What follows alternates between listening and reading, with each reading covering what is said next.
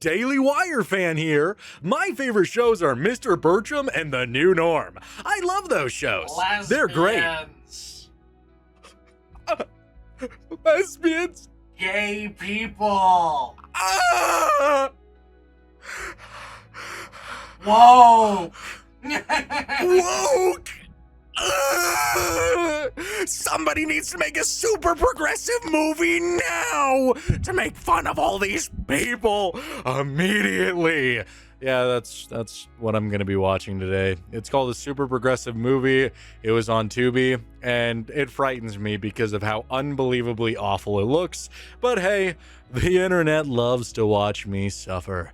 So today I'm watching a super progressive movie. If you like content like this, like, subscribe, you know the drill. Let's watch a super progressive movie. All right, 25 minutes in, baby. 25 minutes into what may be the greatest cinematic experience of my entire life. I gotta stand up, I gotta applaud, I gotta get excited. Woo! I feel like I'm in Daily Wire hell. I feel like I'm strapped down to a chair, just surrounded by a bunch of chimpanzees, and I'm just going, release me!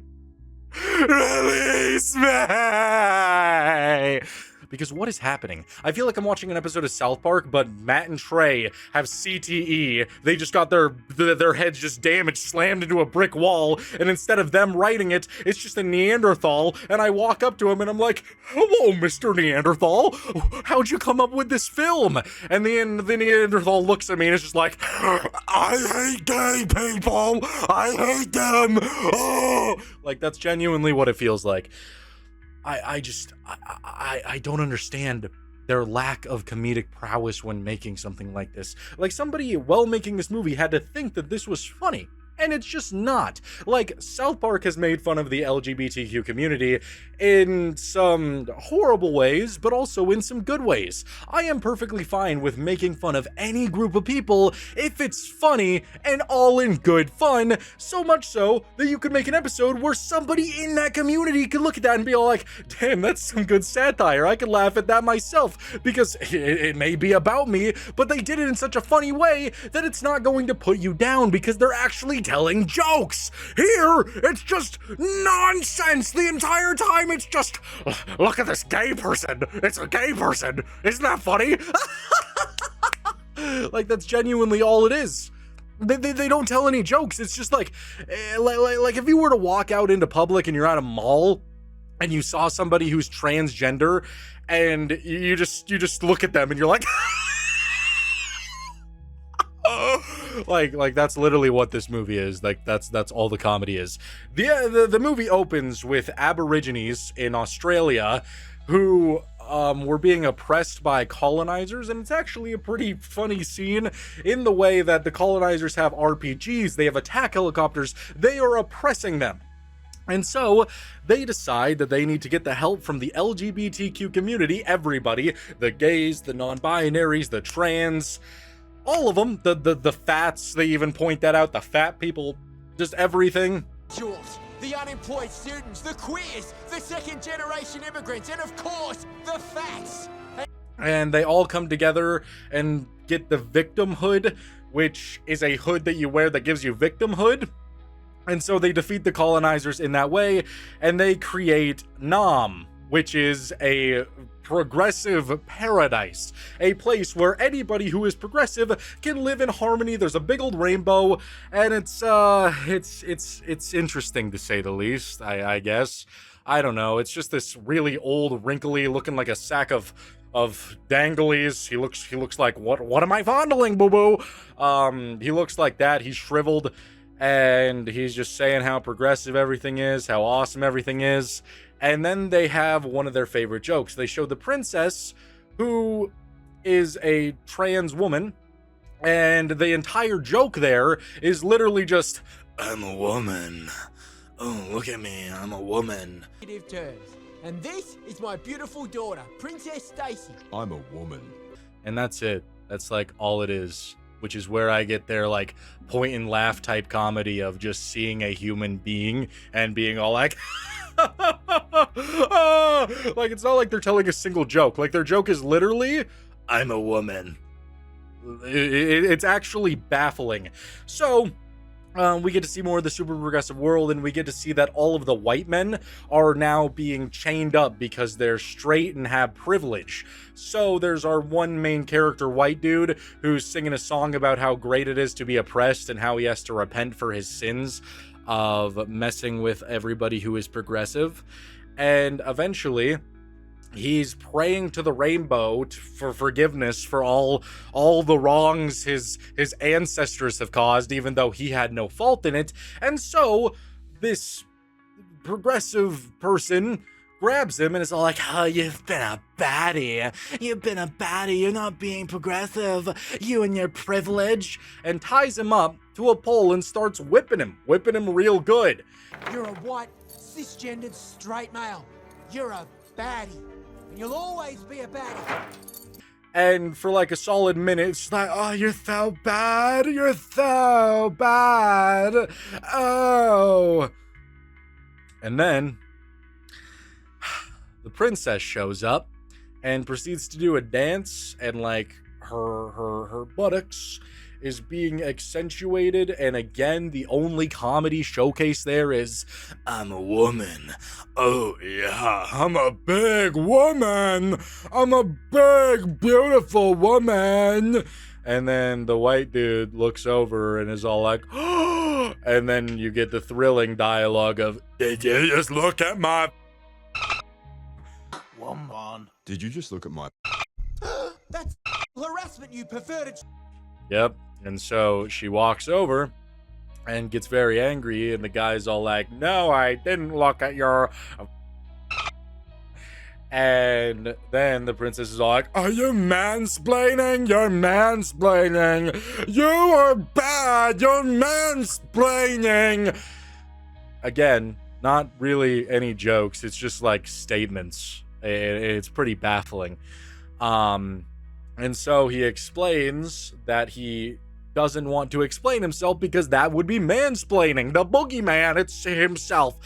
And he doesn't laugh at the princess's jokes, so he has to stand trial because she's all like, "You didn't laugh at my joke."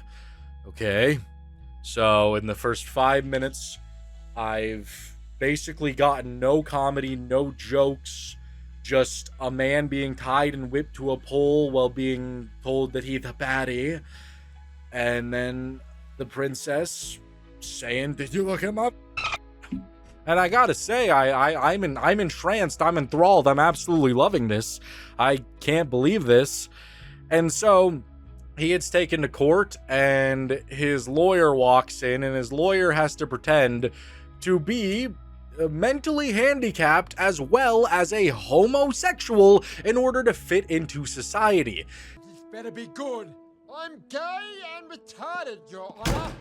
And again, it's just not really comedy. It's just, I don't get what the goal is here. The goal is literally not to make you laugh. It's just to show you a homosexual, mentally handicapped man and hope that that's going to tickle your giblets. It's going to make you extra super duper excited, and you're going to want to give this movie a big old thumbs up. So it turns out he's faking being mentally handicapped and a homo so that he can live in the society. And then he tells the white dude that he has to pretend to be a victim in order to not get executed, which the white guy's like, "I can't do that." And so he goes to the execution, and then again, it's just so unbelievably stupid. It's so dumb.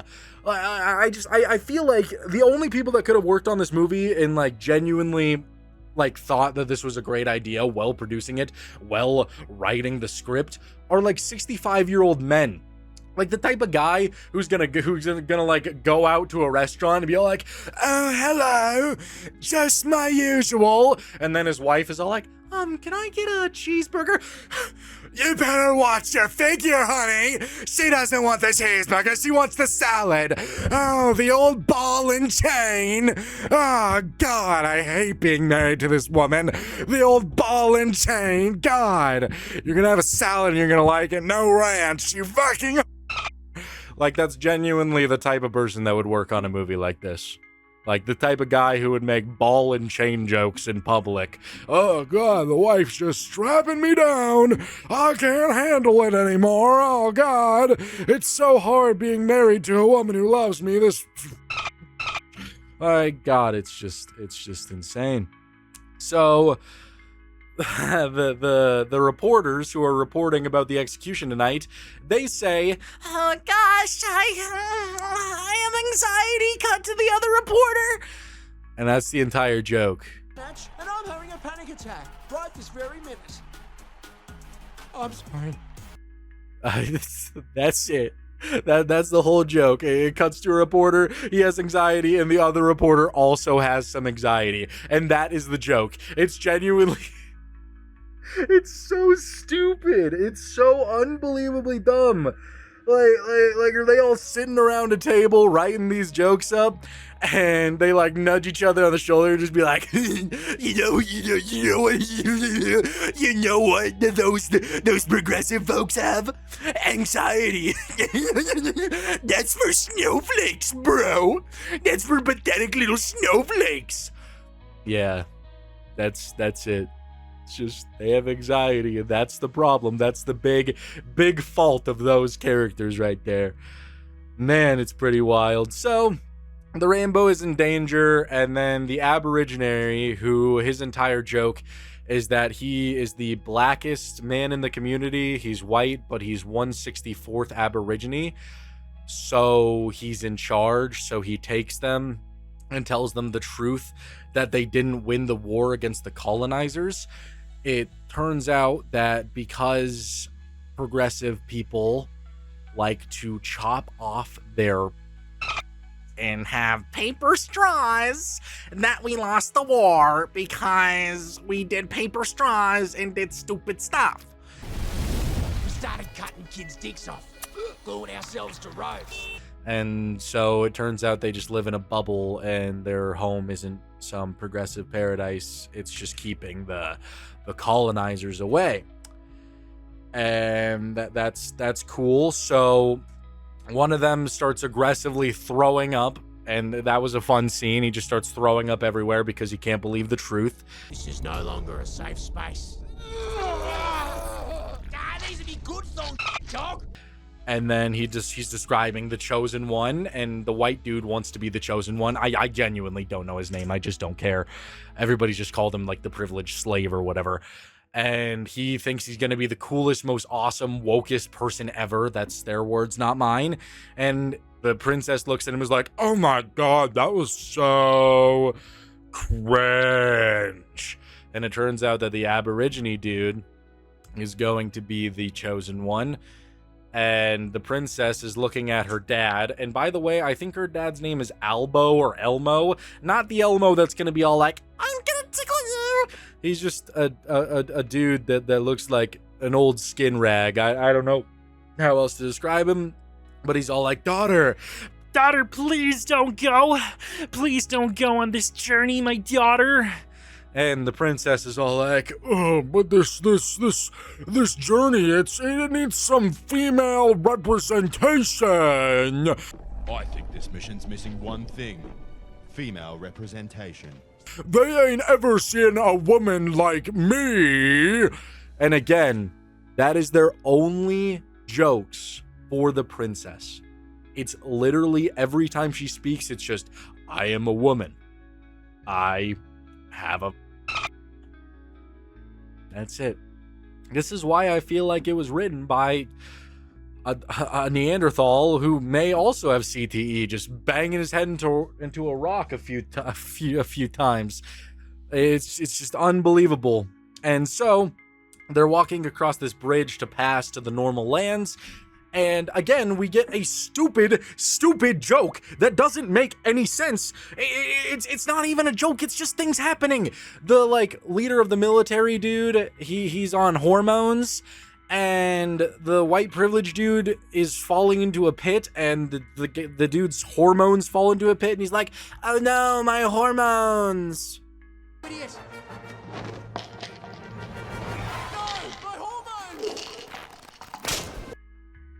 That's the whole joke, that he doesn't have his hormones. so he's gonna succumb to toxic masculinity. That's the whole joke. That's all there is to it. And I absolutely hate it. And I still have an hour of this movie left. I want you to go to the nearest car, take out the battery, and take it open, take it apart, and drink whatever liquid is in there. I want you to drink battery acid. Then you would probably experience what it's like to watch this movie. And I would probably rather do that than actually watch this movie. I didn't think this cinematic masterpiece could get any worse after the beautiful beginning, the beautiful introduction, but it just went downhill so fast.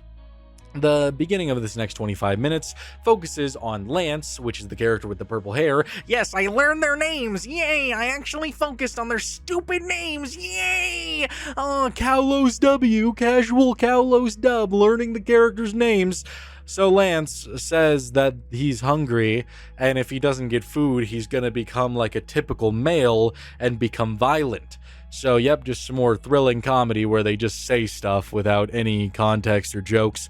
And then Pete, that is the privileged white male character, he grabs a boomerang, and we get to watch a parrot get brutally murdered with, again, not really any jokes. They throw the boomerang into a kangaroo's skull.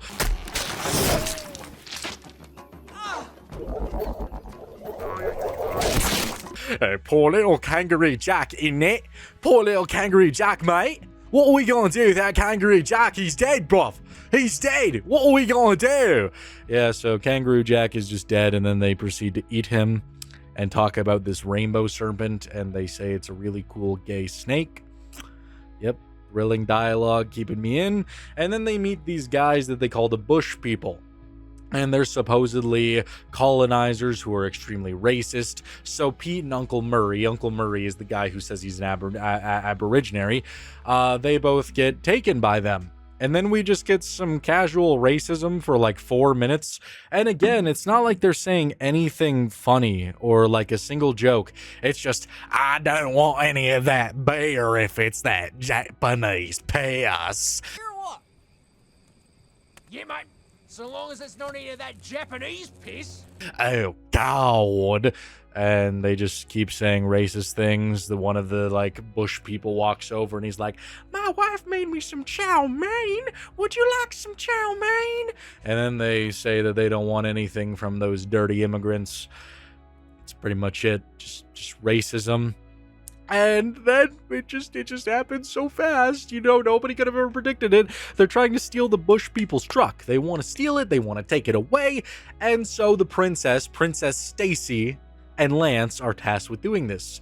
And Princess doesn't really want any help, but she needs help in order to get up on the truck, so we get a lot of great jokes like, I'm a woman, I don't need help, I'm a woman, and that's, again, all they say for her character.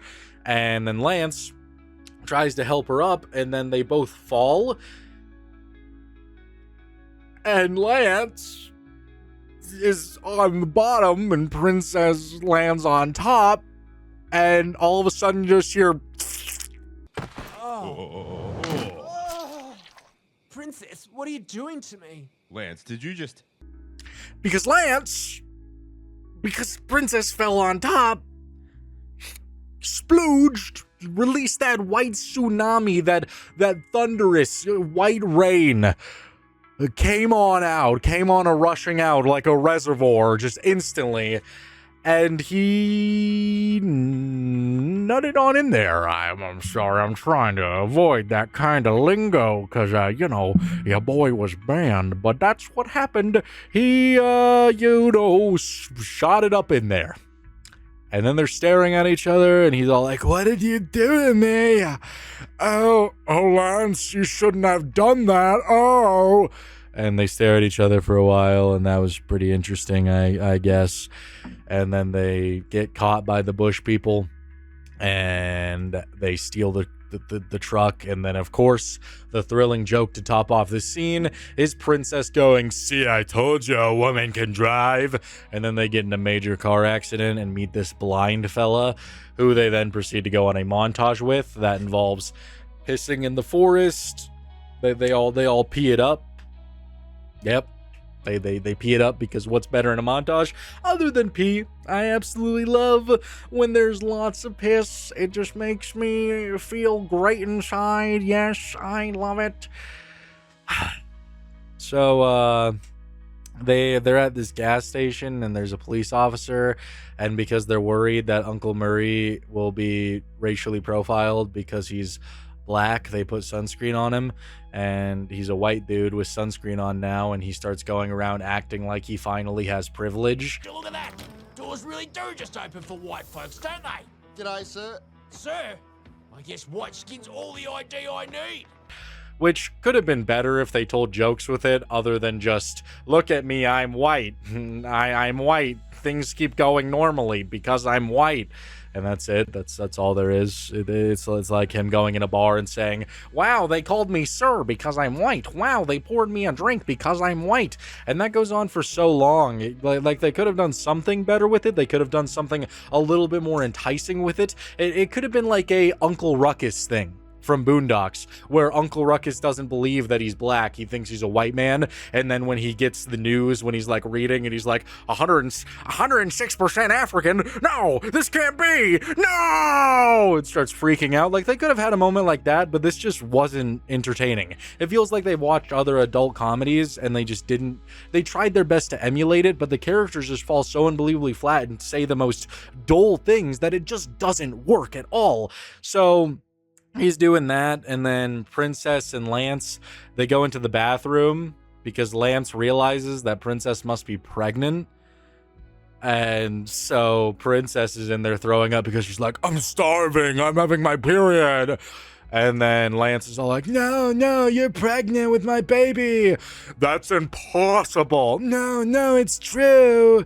It's so true. And then we get some even more thrilling dialogue, like genuinely hearing Princess say this: I am supposed to be kick-ass, not a fat ass. I didn't mean to call you fat. Well, I am. Look at me. I'm supposed to be kick-ass, not a fat ass. Touched my heart. Touched my heart. Really, really good. Like I feel like my biggest problem with this movie so far is more of the fact that it's not even so bad that it's funny. It's just unbelievably awful. And that's sad. I hate that, because this could have been so bad that it was funny, but it just doesn't. It just doesn't work in that regard. So Lance then proceeds to say, but my seed was strong enough for you. Yep. My seed was strong enough for you. Thrilling dialogue. Princess following it up with, oh, but no, your seed can't be strong enough. And he doesn't have his hormones, so I guess it is. So they're pregnant, and they now share one of the most aggressive and disgusting kisses I've ever seen in animation. Let the cookers watch. Didn't like that one bit. Just gotta highlight that. Not a fan of that. So you have impeccable dialogue, in an impeccable story, and now some smooching that doesn't look very good. So they then kick out Uncle Murray because he's being a drunk freak, and then Uncle Murray proceeds to find the police officer and sees that there are black children in the back and takes them away because there's no way that he could be the father to the black children. And that's where we left off. I'm not having a good time even remotely. I wouldn't recommend this movie. It's on Tubi for free if you don't believe how awful it is. But if you watched it and you got a laugh out of anything, I would love to know down in the comments below, because I genuinely feel like I'm in hell right now. This movie is so dumb. This movie actually sucks. It's probably cracking my top 10 worst movies that I've ever seen in my entire life. I just can't believe it. Uncle Murray, he indoctrinates the kids that he kidnapped into thinking Australia sucks, and they see a white guy guarding a gate, so they get out of the car and rush him and just start beating him. And I actually laughed at this next part because it was kind of funny, because I can just imagine that kind of day. Like, you're working as a gatekeeper, all you have to do is just say, well, howdy there, how you doing, mate? It's great to have you around here, mate. You all come inside, and then you just get bum rushed by a bunch of children, and then you finally get your charisma back, and you're like, okay, you know, I'm a big tough gatekeeper, and then you get brutally hit by a semi-truck. G'day, folks. Because Pete, Lance, and Princess, they just ram into that guy. I thought that was kind of funny. That got me to laugh. That is the only time I even smiled while watching this movie. They go into this rock formation, and it starts getting destroyed by the colonizers, and Pete ends up falling down, and that's where he finds the victimhood. And the thing that represents the victimhood, like Jumanji, like the beat, like the call, is the gay serpent. It comes out and he's all like, "Hey there, Pete, you're the victim, put on the hood, silly, put it on." And so he puts it on, and that makes him want to take over everything. And the way they initially show his takeover is he flies to where the Progressive Land is, and he grabs Greta Thunberg, you know, that one, like, activist, by the throat and says, "I've had enough of you, Greta." I thought he was going to snap her neck. That kind of would have been funny. No offense, Greta! It just would have been absolutely shocking and would have maybe gotten me to chuckle because of how absurd it was to watch Pete, like, force strangle her and then snap her neck, but he just throws her to the side. So they just brought Greta. I don't know, it's like a lot of not following through with anything. Like they want to tell a joke and then they just never do. So Pete takes over everything. Uncle Murray learns that the world is actually perfectly fine for black people, and that makes him feel happy, I guess.